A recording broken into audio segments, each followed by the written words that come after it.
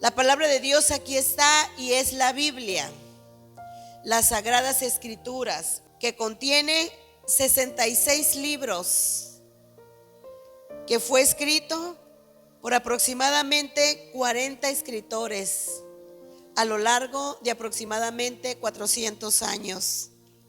Un mismo mensaje. Amén. La Biblia nos revela lo espiritual. La Biblia nos revela lo sobrenatural, lo que no se mira con ojos físicos. La Biblia nos revela lo extraordinario. Dios está sobre toda ley. Él hizo las leyes aquí en la tierra. Él hizo la ley de la gravedad, pero Él está sobre la ley de la gravedad. Él hizo la ley de la muerte, pero Él está sobre la muerte.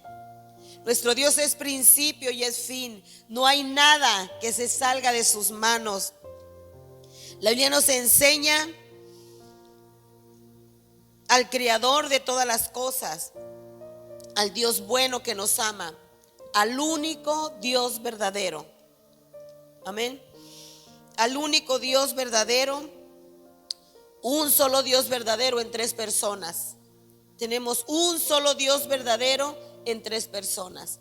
El Padre que la Biblia nos menciona como un día los cielos fueron abiertos y se oyó una voz fuerte con estruendo que dijo: este es mi Hijo amado en quien tengo complacencia. El Hijo Jesucristo bautizándose en el río Jordán, que el bautizo significa muerte, sepultura y resurrección. Muerte al yo, muerte a la carne, muerte a mis deseos, muerte a lo que yo quiero. Sepultura, las aguas tapan a la persona como sepultando y resucitando. Dice que eso es el bautizo. Se sumerge. Muere un viejo hombre, un hombre en la carne, y se levanta un hombre espiritual. Se levanta un hombre espiritual que reconoce que la palabra, que la Biblia es el manual, es la vida, que la palabra de Dios, la Biblia, las Sagradas Escrituras nos revelan la eternidad. Entonces eso es Jesucristo, el Hijo que se bautizó, el Hijo que vino. Porque de tal manera amó Dios al mundo que dio a su Hijo. No se dio Él mismo. Entendamos siempre esto en nuestra mente y en nuestro corazón. No voy a hablar de mí misma. Voy a hablar del Padre, porque el Padre es uno, dijo Jesucristo. El Padre y yo uno somos, sí. El Padre y yo. El Padre está en el cielo, no se quedó sin trono.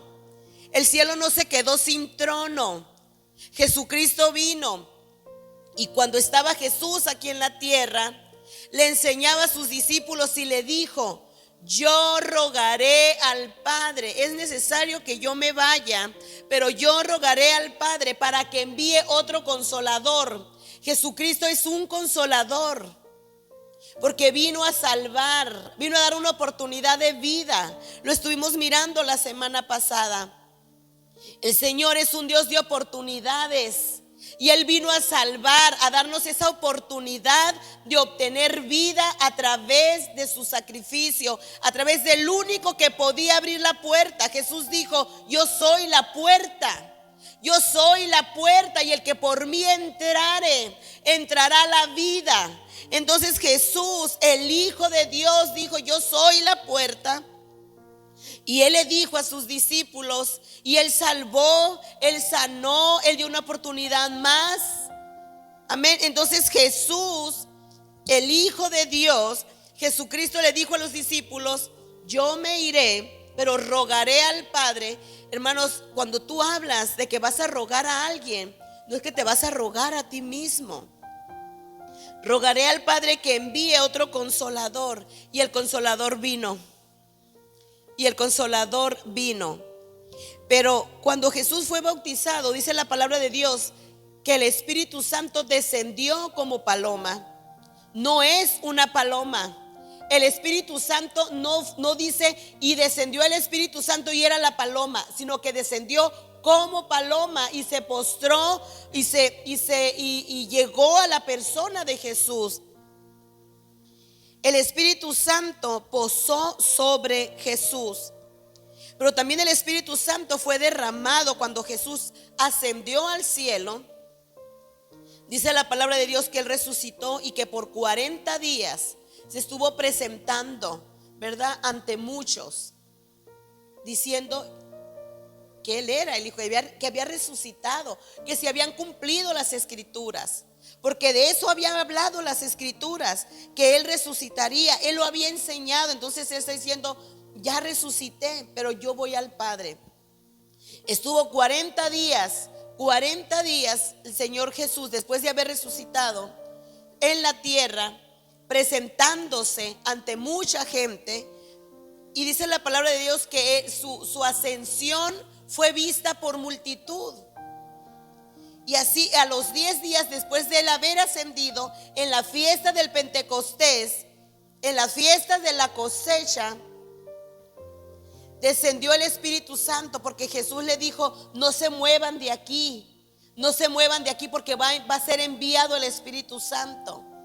Y 10 días después de que él ascendió, el Espíritu Santo descendió en ese aposento alto, donde estaban 120 congregados, esperando la promesa que Jesús les había dado.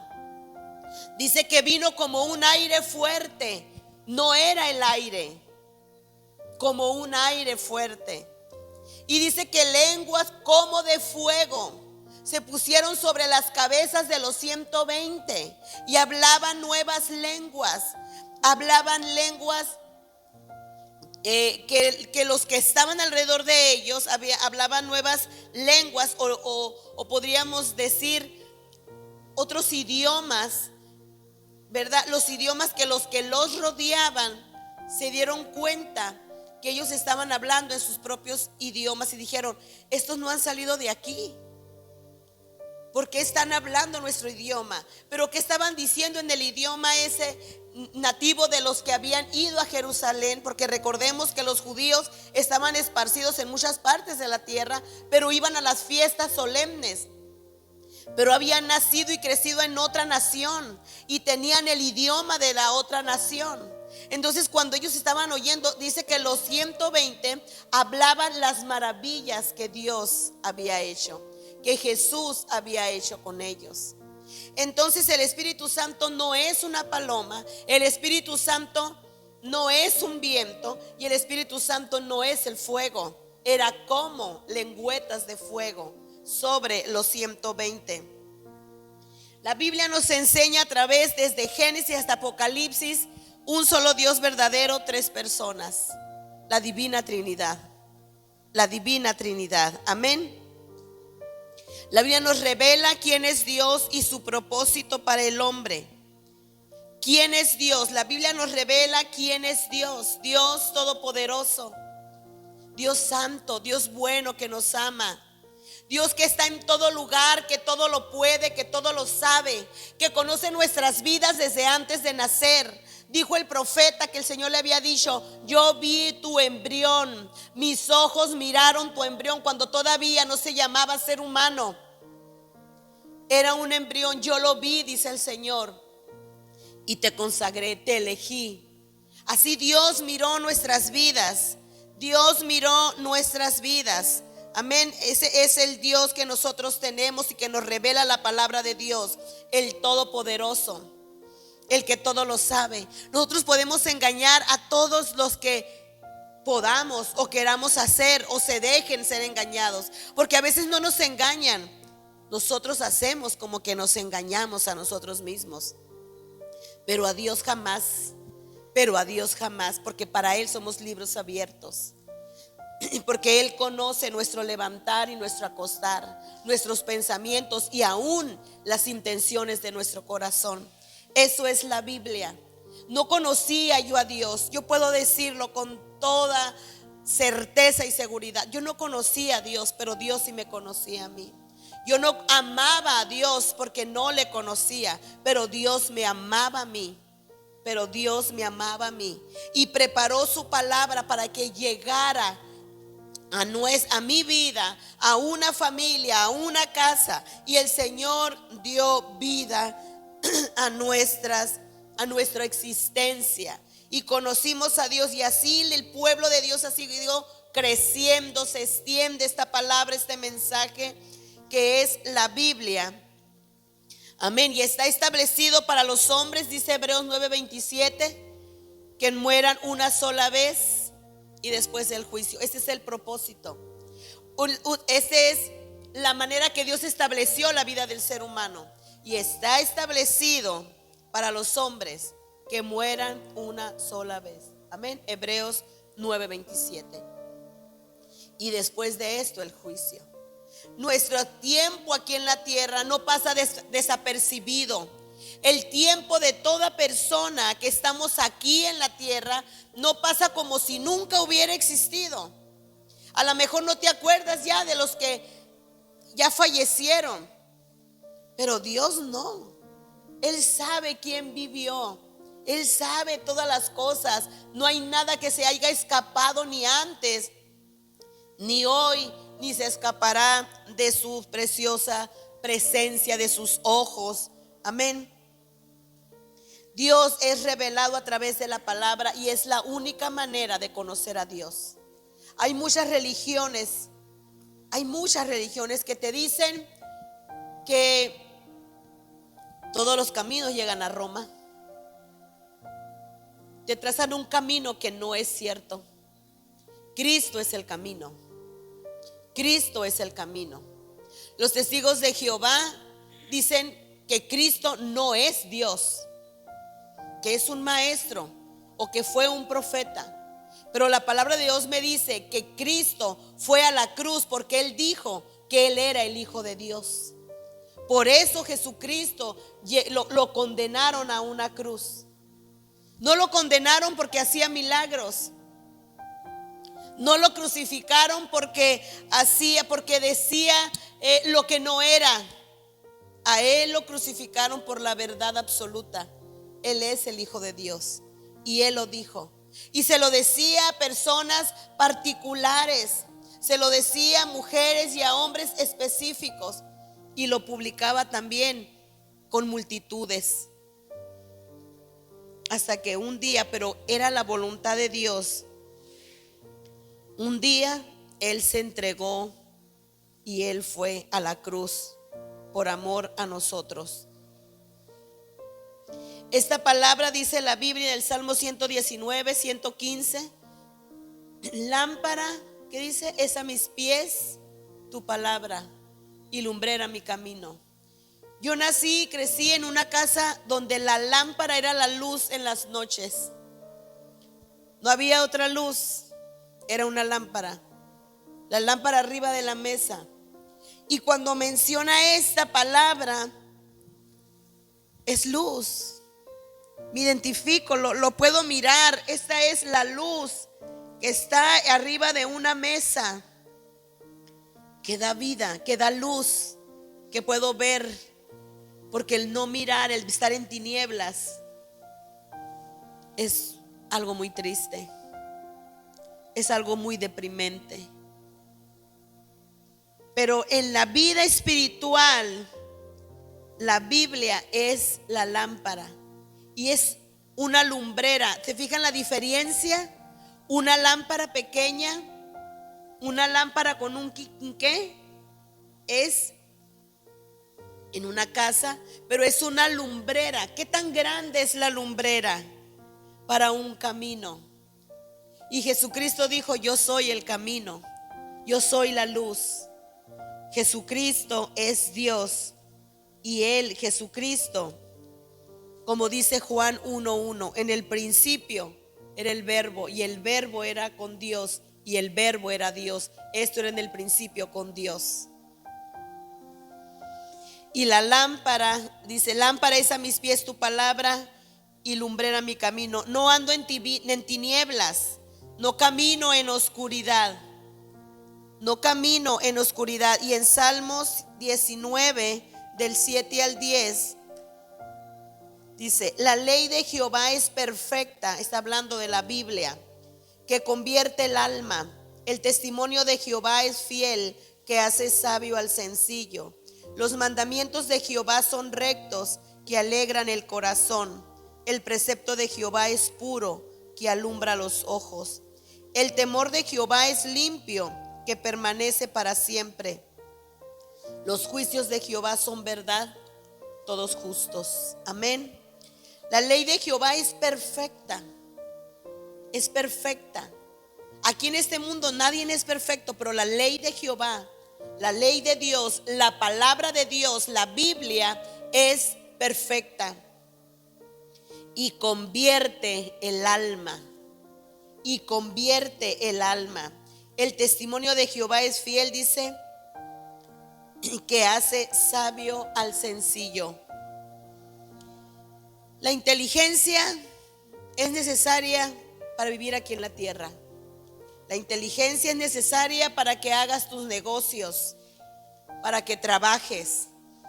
La sabiduría es indispensable para llegar a Dios, o para crecer en Dios, o para conocer a Dios. Necesitamos la sabiduría de Dios para vivir en esta tierra sabiamente, como nos dice la palabra de Dios. Esta palabra que es perfecta, como dice el Salmo 19 del 7 al 10, es una palabra que es viva. Amén. Conforme a Hebreos 4:12. Hebreos 4:12 dice la palabra de Dios que la palabra de Dios es viva y eficaz. ¿Cómo una palabra puede ser viva? Pues dice la Biblia que la palabra de Dios es viva y eficaz, porque la palabra de Dios es viva, viva, llega al corazón, llega al alma con poder, porque es viva y es eficaz. Como cuando dicen de una persona, esta persona es eficaz en su trabajo, es eficaz en lo que desempeña, no es inútil, sino que es eficaz, dice, y es más cortante que toda espada de dos filos. ¿Cómo es una espada de dos filos? Corta cuando entra y corta cuando sale. Corta cuando entra la palabra de Dios y corta cuando sale. Dice, penetra hasta partir el alma y el espíritu. Porque el que llamó a Mateo y solamente le dijo, sígueme, esa palabra llegó hasta su corazón. No dijo por qué. A los discípulos cuando los llamó no les dijo pero por qué, sino que dice la palabra de Dios que penetra hasta partir el alma y el espíritu, las coyunturas y los tuétanos, y discierne los pensamientos y las intenciones del corazón. Cuando aquella mujer la iban a apedrear, dice que Jesús les dijo, el que esté libre, arroje la primera piedra. Dice que sus conciencias, ¿quién eran sus conciencias? El Espíritu Santo los redarguyó de tal manera que ellos se dieron cuenta que no eran dignos de juzgar a esta mujer, porque ellos habían cometido quizá cosas peores o similares. Entonces es la palabra del Señor, es el Espíritu Santo, es viva. Cuando nos mencionan, cuando tú lees la palabra de Dios en tu casa, ¿quién es el que te enseña? El Espíritu Santo. Es el único libro que tú puedes leer y el autor está presente para explicarte, para enseñarte, para redarguirte, para que llegue hasta dentro de tu corazón, para que llegue hasta dentro de tu necesidad, adentro de tu alma.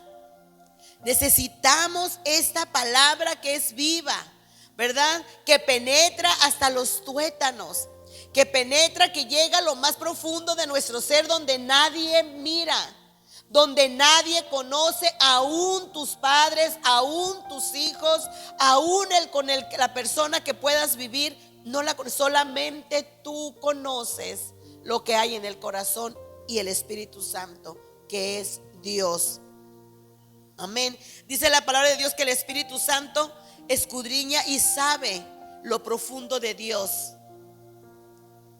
sabe también lo profundo del hombre.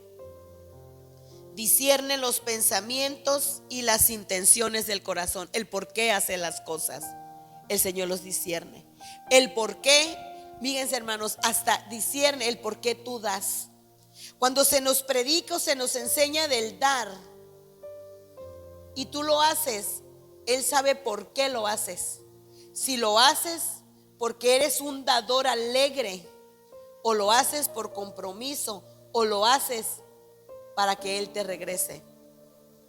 Hace bastantes años atrás, más de 25 años, recuerdo que el pastor donde yo me congregaba estuvo predicando sobre las finanzas y estuvo enseñando sobre la bendición que menciona la palabra de Dios y el orden que la palabra de Dios nos enseña para las finanzas. Y recuerdo que estaba a un lado de mí una persona muy joven que ya estaba trabajando. Y cuando terminó la enseñanza, una enseñanza sencilla, un pastor sencillo, un pequeño grupo de hermanos en Cristo, sencillos, recuerdo que abrió la bolsa, sacó un dinero y dijo: pues probaré. Pero cuando me lo dijo, hermano, yo sentí la forma en que lo dijo.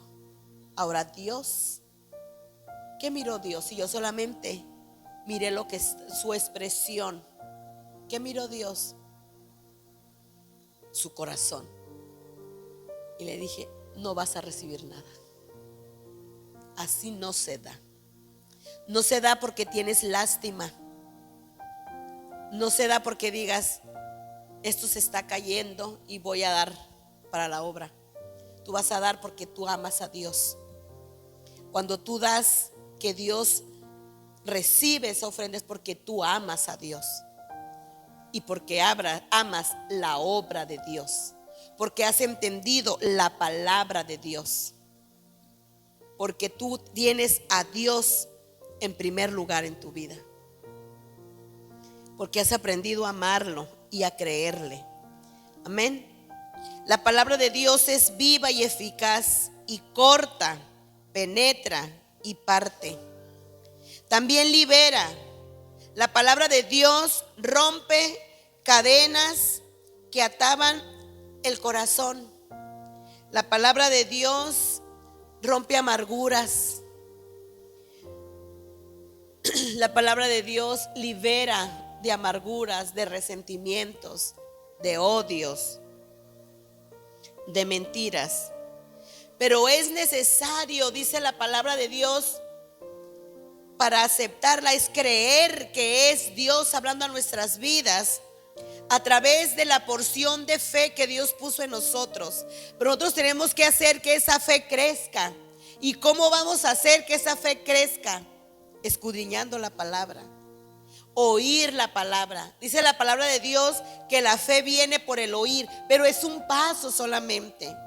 Otro paso es que tú escudriñes la palabra. Otro paso es que tú hables con Dios y que creas que Él te escucha, que tú sabes que Él te escucha, que caiga en ti esa convicción que tú sabes que Él está contigo y que Él te habla. Hermanos, ha habido gente, ha habido personas que han abierto la palabra de Dios y hasta el nombre a veces ha venido. Y dicen: yo sé que Dios me habló, pero no la vuelven a abrir. No la vuelven a abrir. Es necesario ser sabios. El sabio busca a Dios. Dice la palabra de Dios en Santiago 3:13. ¿Hay alguno sabio y entendido? Santiago 3:13. ¿Quién es sabio y entendido entre vosotros? ¿Quién es sabio y entendido entre vosotros? Muestre por la buena conducta sus obras en sabia mansedumbre. ¿Quién es sabio y entendido entre vosotros? Evaluémonos o evalúate tú mismo. Sinceramente, evalúate. Muestra que si tú eres sabio, si te crees sabio, muéstrate a la luz de la palabra. ¿Eres sabio realmente? ¿Eres sabio y entendido de la palabra de Dios? ¿Tienes realmente a Dios en primer lugar en tu vida? ¿Eres sabio y entendido y has puesto los mandamientos de Dios en tu corazón? ¿Los has puesto y eres hacedor de esos mandamientos? ¿O le borras pedacitos? ¿O le quitas pedazos que no te gustan? Porque a muchas veces no nos gusta. No nos gusta que nos hablen de lo que realmente yo no creo. Pero si la Biblia lo dice y hay contextos, tú lees consecutivamente la palabra, como dice la palabra de Dios, que los de Berea no solamente se guiaban por la enseñanza que daba Pablo, porque ellos tenían el Antiguo Testamento. Allá en Berea había judíos y Pablo llegaba predicándole a los judíos y también le predicaba a los gentiles, pero llegaba buscando las sinagogas. El pueblo de Dios se esparció en el Antiguo Testamento. El pueblo de Dios se esparció por su desobediencia. Vinieron los enemigos y destruyeron la nación, pero se esparció, se fueron huyendo. Llevaron sus vidas lejos de Jerusalén, de Israel. Pero ellos conservaban, ellos sabían, ellos decían: nosotros somos del pueblo de Israel. Nosotros somos judíos. Nosotros tenemos unos mandamientos. Nosotros tenemos a el Dios que hizo los cielos y la tierra. Y si miramos el Antiguo Testamento, miramos cómo el Señor repite a su pueblo y vuelve a decir en muchísimas ocasiones: yo soy Jehová que te saqué de tierra de esclavitud. ¿Cuántas veces nos dice? Yo soy Jehová que te saqué de tierra de esclavitud, de tierra de servidumbre. Eso pasó en Éxodo, cuando el pueblo de Dios salió de la esclavitud, y nos habla Levítico, Números, Deuteronomio, Josué, Jueces. Pasaban y pasaban los años, pasaban los siglos, y cuando Dios hablaba al pueblo le decía: yo soy Jehová que te saqué de la tierra de esclavitud, que te saqué de servidumbre. Ese es el Dios que tenemos, que nos dice continuamente de dónde nos sacó, no para volver, no para reprocharnos, sino para que miremos su amor y su misericordia. Para que miremos que Dios nos hizo libres, que Dios nos bendijo, que Dios nos levantó, que Dios nos libró de la muerte. Como a la mujer adúltera, Dios nos libró de la muerte. Como a Barrabás, fue librado de la muerte literalmente. Ese es el Dios que nos menciona la palabra y nos repite y nos dice, porque somos olvidadizos. Cuando tú le empiezas a decir a tu hijo o a tu hija los consejos, ¿qué te dicen? Ya va a empezar.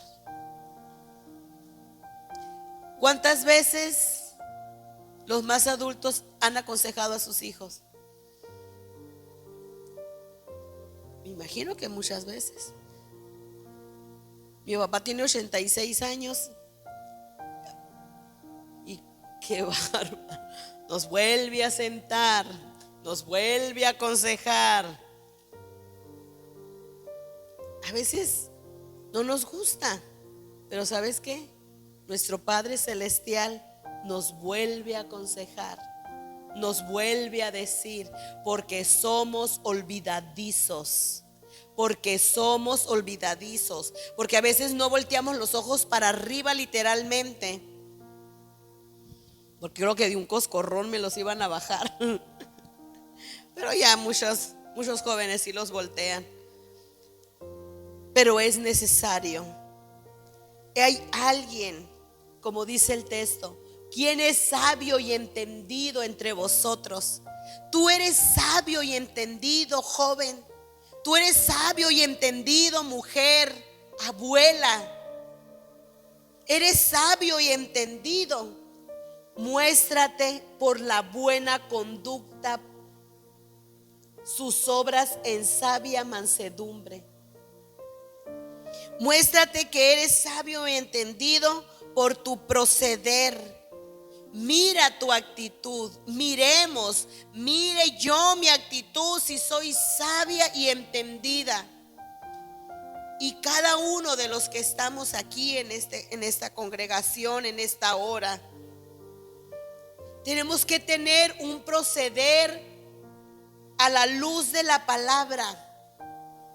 A la luz de la palabra de Dios. Es indispensable conocer y abrazar la sabiduría. Dice la palabra de Dios que dijo el Señor: el que falta sabiduría, dice, pídamela a mí, demándamela a mí, y yo se la daré con gusto. Hubo un hombre que la pidió a Dios la sabiduría, porque su padre David en el Salmo 110, en el Salmo 111, versículo 10, dice lo mismo que dice Salomón el hijo. Primeramente, el padre David le dice en el Salmo 111, versículo 10, ahí está. Eso lo dijo el padre David. El principio de la sabiduría es el temor de Jehová. Buen entendimiento tienen todos los que practican sus mandamientos. Su loor permanece para siempre. Y después en Proverbios el hijo estaba diciendo lo mismo. El principio de la sabiduría es el temor al Señor. La sabiduría solo proviene de Dios. La sabiduría solamente proviene de Dios, porque la sabiduría te enseña a vivir en esta tierra correctamente a la luz de la palabra. Bendice tu vida y nos guía. El mucho saber no es sabiduría. Eso se puede llamar inteligencia. Hay personas que son muy inteligentes para hacer negocios, para la escuela. Pero la inteligencia es una cosa y la sabiduría es otra. La inteligencia no te lleva a la salvación. La sabiduría te lleva a la salvación, porque te lleva a Cristo. ¿Por qué? Porque ¿qué dice Proverbios 1:7? El principio de la sabiduría es el temor al Señor, es el temor de Jehová. Proverbios 1:7. El principio de la sabiduría es el temor de Jehová. Los insensatos desprecian la sabiduría y la enseñanza. Amén. El principio de la sabiduría, el punto de partida para que una persona sea sabia, tiene que tener el temor de Jehová. Es el principio de la sabiduría. Es el punto principal o el punto de partida de una persona. ¿Quieres ser sabio? ¿Quieres que tus hijos sean sabios? Tenemos que enseñarles el temor a Jehová. El temor a Jehová en todos los aspectos. El temor al Señor. El principio fundamental del libro de Proverbios es hablar de la sabiduría. Sé sabio, camina con sabiduría. Y le dice cosas a los jóvenes, les da consejos a los jóvenes. Les dice: no vayas como el buey al matadero. Le dice a los varones, a los jóvenes varones: no mires o no vayas sobre los labios, es como la que tiende una cama, como cuando el ave, porque vas como el ave. Hay muchos proverbios, hay 31 capítulos, y todos son consejos para el hombre, para la mujer, para la madre, para el hijo. Instruye, corrige. vale. La Biblia lo dice en Proverbios. Es necesario un castigo, es necesario un azote. Lo dice esa palabra, pero en la versión Reina Valera 1960. Pero no vamos a agarrar a los hijos a azotes, a destruirlos, pero sí o la chancla voladora o el cinto o una nalgada bien puesta en el lugar donde va, decía mi mamá. ¿Por qué? Porque a veces es necesario. Es necesario. La psicología está abajo de la Biblia. No está sobre la Biblia. Está abajo de la palabra de Dios. Entonces, el principio de la sabiduría, todo Proverbios habla, y es el tema principal sobre la sabiduría. El principio fundamental de la vida del cristiano. Y está el versículo clave que es Proverbios 1:7. Y la palabra clave es sabiduría. No es miedo, sino es reverencia y respeto. Los insensatos la rechazan. Rechazan la dirección, rechazan el consejo, la palabra que da vida, y andan por el camino de la impiedad. El necio echa culpas a los demás. El necio se cree víctima. El necio se cree bueno. Y el necio no reconoce a Dios.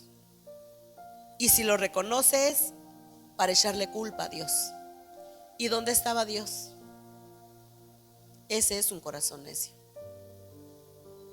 Ese es un corazón necio. Los niños son inocentes, hermanos. Sí.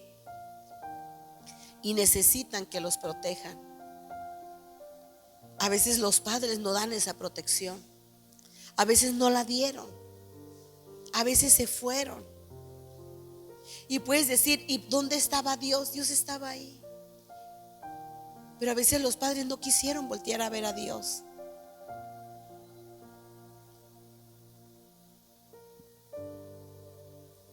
El necio se cree bueno. El necio se cree víctima. El necio no reconoce a Dios y cuando lo reconoce es para culparlo. Pero es un corazón necio. Un corazón sabio es el que tiene temor a Dios hasta para lo que va a hablar. El que tiene temor a Dios hasta para lo que va a sentir. Por eso a veces uno dice que Dios me perdone. O sea, que Dios me perdone, pero porque tienes respeto, porque tienes temor. Que Dios me perdone, pero mi hija me echó mentiras. Estoy casi segura que me echó mentiras. Por ejemplo, ¿no? Es un ejemplo.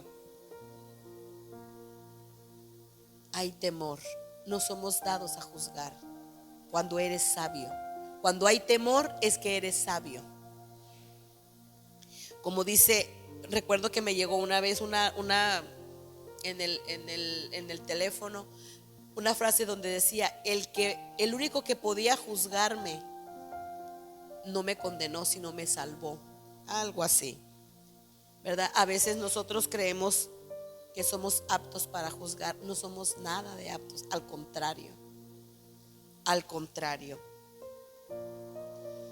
La sabiduría nos hace que tengamos respeto y amor a Dios sobre todas las cosas, pero es un principio. Este principio tiene que ir creciendo. Pablo enseña a Timoteo, su hijo espiritual. Le da instrucciones sobre el liderazgo. Les da instrucciones a él como persona y le da instrucciones sobre el liderazgo porque Timoteo estaba en la iglesia de Corinto y era pastor ahí, era un pastor joven. En primera de Timoteo 4:9, la palabra de Dios nos habla, primera de Timoteo 4:9.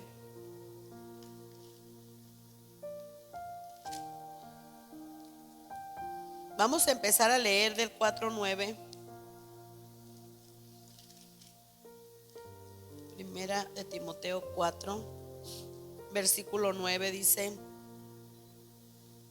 Palabra fiel es esta y digna de ser recibida por todos. Está hablando el Espíritu Santo a través de Pablo a Timoteo. Dice que por esto mismo trabajamos y sufrimos oprobios, porque esperamos en Dios viviente, que el Salvador de todos los hombres, mayormente de los que creen. Esto manda y enseña, le está diciendo: ninguno tenga en poco tu juventud, sino sé ejemplo de los creyentes en palabra, conducta, amor, espíritu, fe y pureza. A un joven le decía: tú no solamente tenlo, sino sé ejemplo. Entre tanto que voy, dice Pablo, porque no estaba con Timoteo, ocúpate en la lectura, la exhortación y la enseñanza. No descuides el don que hay en ti, que te fue dado mediante profecía, con la imposición de las manos del presbiterio. Ocúpate en estas cosas, permanece en ellas, para que tu aprovechamiento sea manifiesto a todos. Y el verso 16 dice: ten cuidado de ti mismo y de la doctrina, persiste en ello, pues haciendo esto te salvarás a ti mismo y a los que te oyeren. Ten cuidado de ti mismo. Ya estás en el camino. Ya estás en el camino, ya estás en ese conocimiento, o ya estás avanzando, ya aceptaste a Cristo, ya estás en una congregación, con una familia en Cristo. Entonces dice: ten cuidado de ti mismo. Porque a veces, hermanos, nosotros mismos nos engañamos. Dice la palabra de Dios que el corazón es engañoso más que todas las cosas. A veces nos creemos muy buenos o merecedores de muchas cosas. Ten cuidado de ti mismo para que no te enorgullezcas. Ten cuidado de ti mismo para que no te deslices. Ten cuidado de ti mismo, dice el Señor aquí. Y de la doctrina, de la enseñanza que se te dio. Hermanos, los mandamientos sí se hacen a solamente dos, dijo Jesucristo: amarás al Señor tu Dios, ¿qué dice? Sobre todas las cosas, ¿verdad? Con toda tu mente, con toda tu alma, con todas tus fuerzas, con todo tu corazón. Amarás al Señor, o sea, y al tu prójimo como a ti mismo. Se reduce en dos. Qué sencillo. Puedes decir que es sencillo. Se reduce en Dios. Pero aquí Pablo nos habla de doctrina. Aquí Pablo nos habla de enseñanza. Le dice a Timoteo: sé ejemplo en palabra, cómo hablas, en conducta, cómo te diriges, en fe, en pureza. O sea, te habla que debes de permanecer pura. O sea, que tiene que haber pureza, no lascivias, no mentiras. Entonces, aquí cuando dice ten cuidado, dice de ti mismo y de la doctrina. Hay una doctrina. Amar a Dios sobre todas las cosas no es solamente una recitación, es algo que se tiene que entrar, vivir. Amar a Dios sobre todas las cosas. Ya no tenemos a lo mejor ídolos, una virgen, una imagen, ¿verdad? Quizá no tenemos eso, pero hay otras cosas que tienen el primer lugar. Hay otras personas que tienen a veces el primer lugar. A veces el trabajo tiene el primer lugar. A veces puede tener el primer lugar el amor al dinero, los hijos, un hombre o una mujer. O sea, cuántas cosas hay a veces que tiene el primer lugar en la persona. Si le hace tan fácil hacer las cosas, a veces porque no saben, porque no ha habido un crecimiento, y a veces porque no ha habido un interés, hacer las cosas contrarias, ¿verdad? Pero dice: ten cuidado de ti mismo y de la doctrina, persiste en ello, pues haciendo esto haciendo, llevando a cabo, te salvarás a ti mismo y a los que te oyeren. Timoteo, si tú haces, si tú llevas a cabo las cosas, la doctrina que se te ha enseñado, la palabra de Dios, si tú la haces, entonces persistiendo en ello, te salvarás a ti mismo. Predica la palabra, predica a Cristo resucitado, predica que no hay salvación en nadie más, no hay una fórmula. Cuando tú le preguntas a la gente y dices, si tú te mueres, ¿a dónde irás? El día de ayer que nos estuvo compartiendo la hermana Rosalba, dice que le hicieron esa pregunta clara y directa: si tú te mueres ahora, ¿a dónde vas? Entonces ella pensó y ella, dijo, ¿por qué me haces esa pregunta? Hasta no me estoy muriendo. Ok, pero si tú te mueres, ¿a dónde te vas? Si hoy tú murieras, ¿a dónde te vas? ¿A dónde nos iríamos? ¿A dónde se iría la gente? Tú puedes venir a tu mente, pues al cielo. Si tú has persistido en la doctrina, como Pablo le dice a Timoteo, lo has tomado en tu corazón, Jesucristo está en tu vida, es importante Dios en tu vida, es lo más importante conforme a la palabra. Es que Jesús lo dijo. ¿Cuál es el primer mandamiento? Yo creo que el mundo entero lo sabe, o quiero pensar que si no el mundo entero, la mitad del mundo sí lo sabe. Amarás al Señor sobre todas las cosas, sí, pero es de aquí, lo sabe aquí en la mente y lo repite su boca solamente, pero no llega ni a ningún grado al corazón. No lo llega, no está en el corazón del humano. Pero si tú le preguntas, ¿dónde te irías? Como en este caso le preguntaron a la hermana Rosalba, dice que ella no le pareció bien la pregunta. Entonces ya cuando le dijeron, pero dime a dónde te irías, entonces ya ella mencionó, pues al cielo. Yo creo que al cielo. ¿Por qué? Porque no he matado a nadie, porque no le hago daño a nadie, porque no soy mala. Entonces, ¿Jesús a qué vino? Si tú podías ir al cielo, ¿por qué no mataste a nadie? Si yo podía ir al cielo, ¿por qué no maté a nadie? Entonces, ¿a qué vino Jesús? Jesús vino porque es el único por el cual nosotros podemos ser salvos. No hay otra puerta. Jesucristo es la puerta. No hay otra palabra. No hay otro intercedor entre Dios y los hombres. No hay nada que nos lleve al cielo si no es a través de Jesucristo. Digan lo que digan los testigos de Jehová, digan lo que diga la gente, no hay otro camino. La Biblia lo dice claramente. Todo el Antiguo Testamento apunta a Jesucristo. Redención, sacrificio, sangre derramada. Que en el Antiguo Testamento eran ríos de sangre derramada de corderos limpios. Pero ellos ya no era suficiente. Necesitaba haber un sacrificio, uno y para siempre, del Cordero perfecto. Y ese fue el Hijo de Dios, el Verbo, que Juan lo dice: por él el mundo fue hecho, y sin él nada de lo que fue hecho hubiera sido hecho. Y subsisten. No solamente hizo el mundo y se fue, sino le da mantención. Sino primeramente hubiera hecho al hombre y después hubiera hecho los vegetales para que comiera. Entonces es un Dios de orden perfecto. No hay nadie como él. No hay nadie. Dios no se sacó de la manga decir, ¿y ahora qué le voy a dar de comida a él? ¿Qué le voy a dar de comida al ser humano? No se lo sacó de la manga. Hizo primeramente el 1 y después hizo el 2 y después hizo el 3. No se brincó del 3 al 10, no se brincó.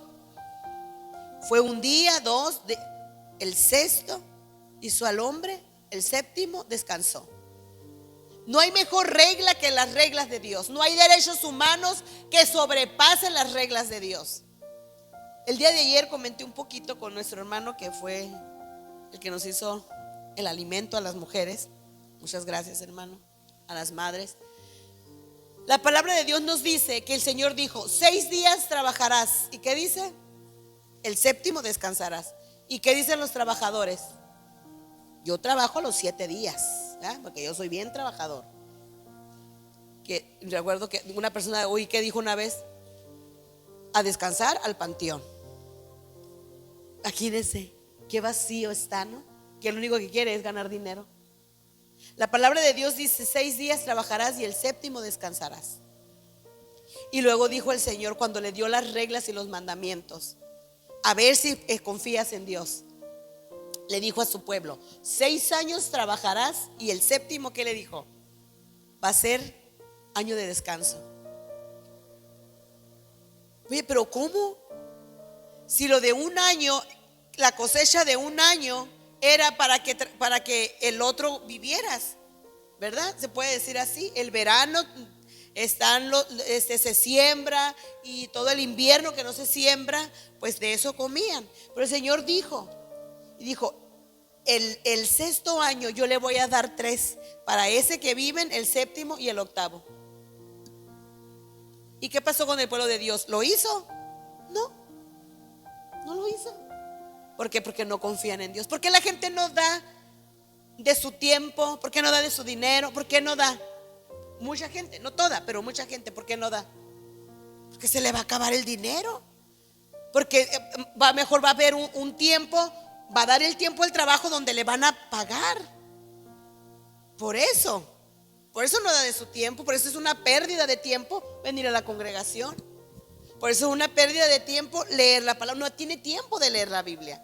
No tiene tiempo de ir con una amiga, con un amigo, con un vecino y platicar con él y darle el plan de salvación. No tiene tiempo de visitar a un enfermo.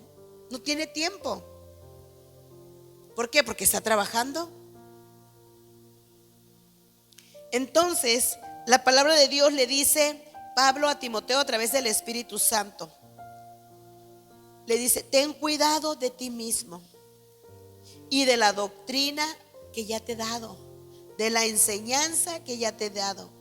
Persiste en ello, pues haciendo esto te salvarás a ti mismo, practicando, llevándolo a cabo. Amén. Te salvarás a ti mismo y a los que te oyeren. Gracias a Dios por su bendita palabra. Para un creyente, para un ministro, este versículo es clave. No confíes en ti mismo, nunca confíes en ti mismo. He escuchado predicadores que tienen muchos años compartiendo la palabra de Dios y dicen los predicadores: cada vez que yo voy a predicar, sigo sintiendo nervios, sigo sintiendo mi incapacidad, mi pequeñez, mi torpeza, mi falta de entendimiento. Lo sigo sintiendo. Y aquí hay personas que comparten la palabra. Mientras lo sigas sintiendo es porque estás dependiendo de Dios. Porque sabes, como dijo Pablo, que tu palabra sin Dios es hueca y es vacía. Es hueca y es vacía. Así es la palabra. Por más inteligente que seas, hombre o mujer, sin Dios, tu palabra es hueca y es vacía. Por eso cada vez que una persona, que un ministro, que un creyente va a compartir la palabra de Dios, se pone y dice: Señor, habla tú, Padre Santo. Quita lo que no debo de decir. Ayúdame y que se me pase el tiempo de no hablé lo que tú no quieres. Pero ábreme los ojos y el entendimiento para yo dar tu consejo, tu palabra. No creas que eres exento de resbalar. No podemos darnos el lujo que, como dice el Señor, que después de que Dios te usó probablemente cuando aconsejaste a una persona, donde le hablaste a través de los años en Cristo a una persona, que tú caigas en oprobio, ¿verdad? Sino que al contrario, mira cómo te diriges, tengamos el espejo de la palabra de Dios. No te confíes por el éxito que puedas obtener.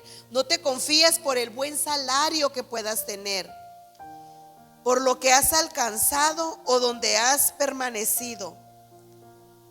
La doctrina de Dios es buena y la doctrina de Dios es la misma.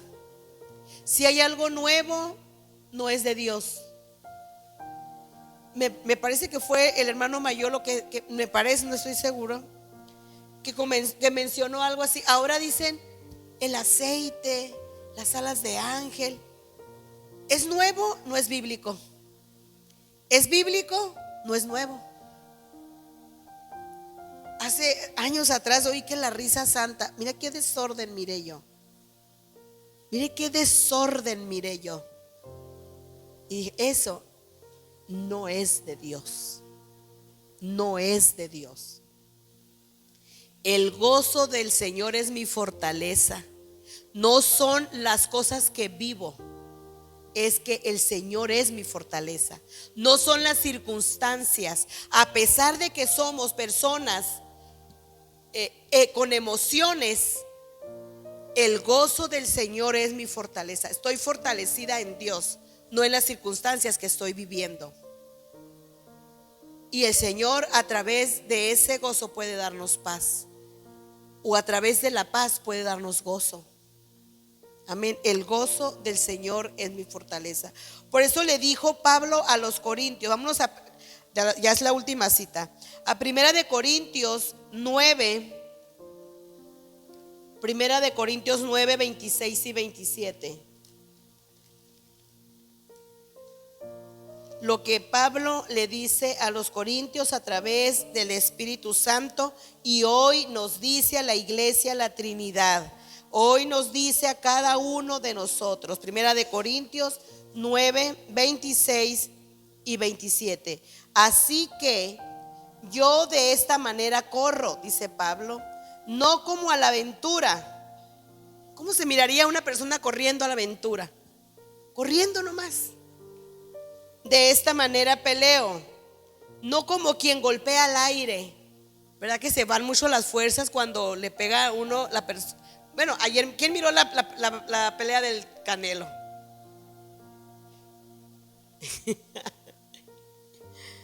Cuando avientan un golpe fuerte y no le pegan, ¿qué pasa? O sea, pierdes fuerza. Pierdes fuerza. Dice, de esta manera peleo, no como quien golpea al aire, sino que golpeo mi cuerpo y lo pongo en servidumbre, no sea que habiendo sido heraldo para otros, yo mismo venga a ser eliminado. Amén. Pablo conocía muy bien la meta. Cuando empieza diciendo, así que yo de esta manera corro, no como a la aventura, de esta manera corro. Yo tengo una meta, yo tengo un lugar a donde llegar, está diciendo Pablo. No corro para todas partes, acabo que todos los caminos llegan a Roma. No, sino que dice, yo sé a dónde es mi meta, yo sé a dónde quiero llegar. Yo dice, así que yo de esta manera corro, no como a la aventura, no como a la aventura. Yo sé dónde está mi meta, yo conozco bien a dónde yo quiero llegar. Y dice que también dice no, dice, de esta manera peleo, no como quien golpea el aire. Los golpes no los cerraba. Los golpes que él aventaba no eran al viento, no estaba haciendo sombra. Pablo no estaba jugando a ser boxeador y haciendo sombra. Pablo tenía y él sabía que estaba el enemigo con el que estaba peleando con él. Amén.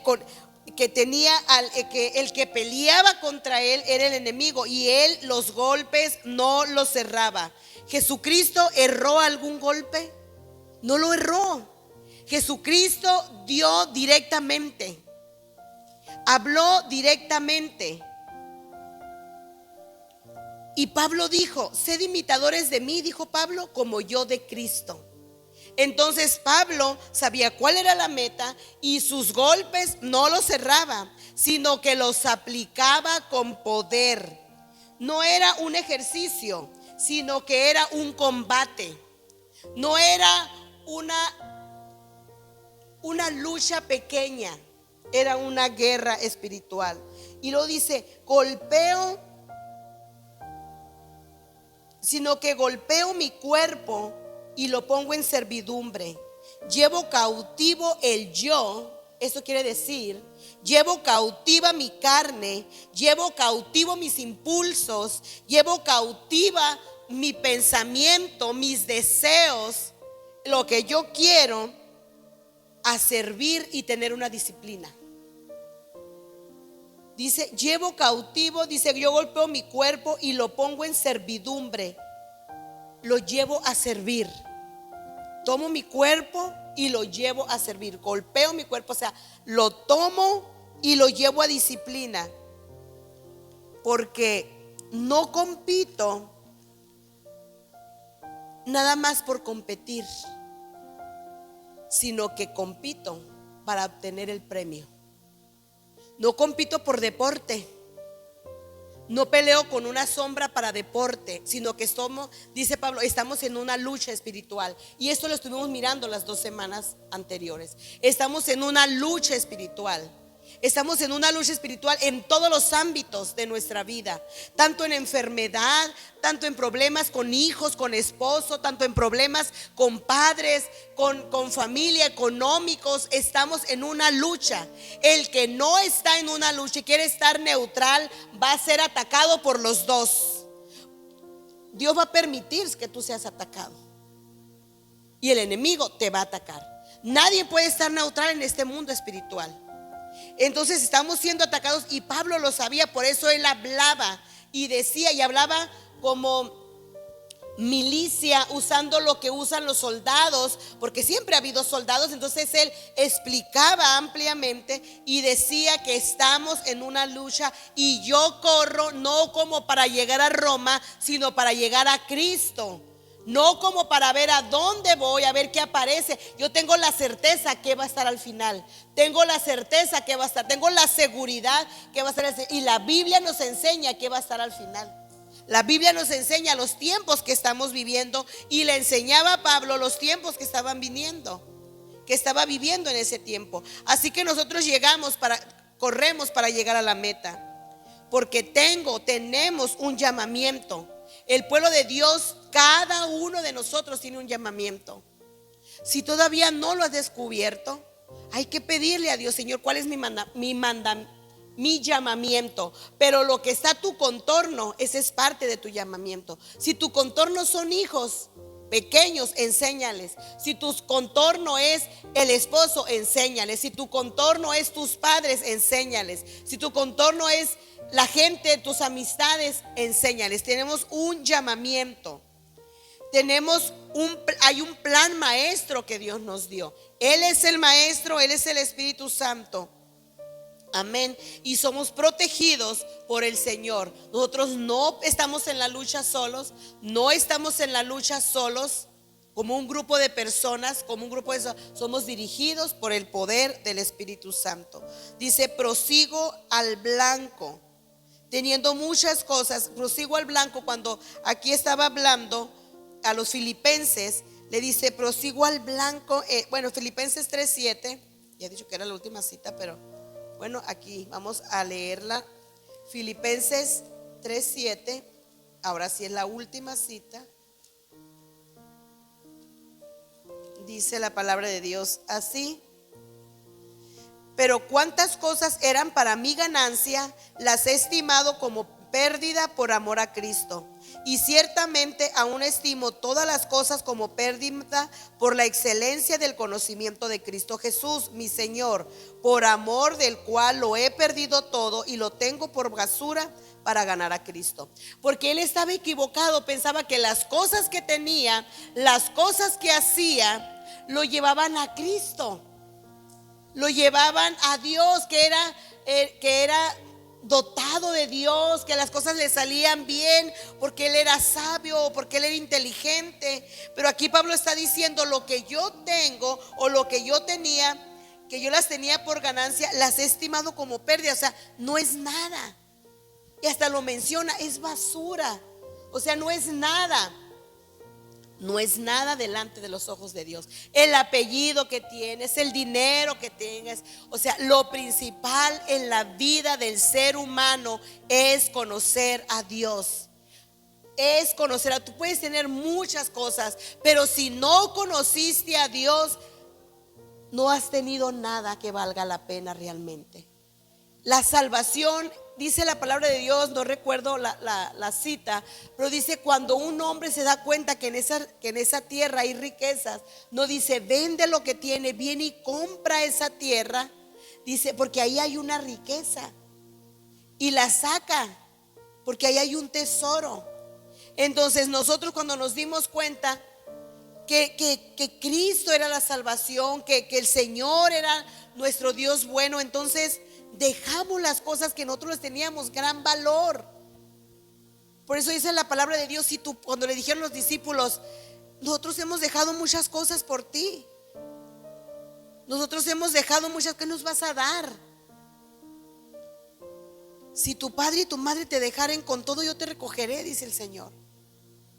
O sea, nadie del que haya dejado hijos, esposa, dice, se va a quedar nomás así. Por mí, por causa de mí, dice Cristo, sino que yo le haré la recompensa. Es que Él es más grande de lo que aquí nosotros podemos tener en la tierra. Él es lo más grande que lo que nosotros podemos tener aquí. Entonces así dice 3:7: todo lo tengo, dice, por pérdida por amor de Cristo, y ciertamente aún estimo todas las cosas como pérdida por la excelencia del conocimiento de Cristo Jesús mi Señor, por amor del cual lo he perdido todo y lo tengo por basura para ganar a Cristo y ser hallado en Él, no teniendo mi propia justicia que es por la ley, sino por la que es por la fe de Cristo, la justicia que es de Dios por la fe. Nosotros somos justificados por la fe, porque le hemos creído. Esa es la fe. Le hemos creído a Dios. Le hemos creído. Nosotros no éramos del linaje de Dios. Nosotros no éramos un pueblo. Dios nos hizo pueblo. Amén. Dios nos hizo pueblo. Proseguimos al blanco. Sé a dónde vamos. Sabemos a dónde vamos. Luchando, hermanos, luchando, orando, creyendo, testificando, glorificando a Dios, practicando la doctrina que el Señor nos ha dado, la doctrina del amor, de la misericordia, de la esperanza, de que le estás esperando, la doctrina de que Cristo viene por su iglesia. Esa es la doctrina. No vivamos como que aquí somos eternos. La eternidad está después de la muerte física. Amén. Y recordemos que Dios está allá en el lugar eterno, donde nosotros vamos a estar. Allá todo el Hijo de Dios, allá vamos a estar, allá nos vamos a mirar, allá vamos a estar, y ya no habrá más tinieblas, más noche, más lucha, más llanto, más dolor. Eso es nuestra esperanza, basada en la palabra de Dios, la verdad absoluta. Amén. No vamos como peleando al aire. Estamos luchando para cuando el Señor venga por nosotros.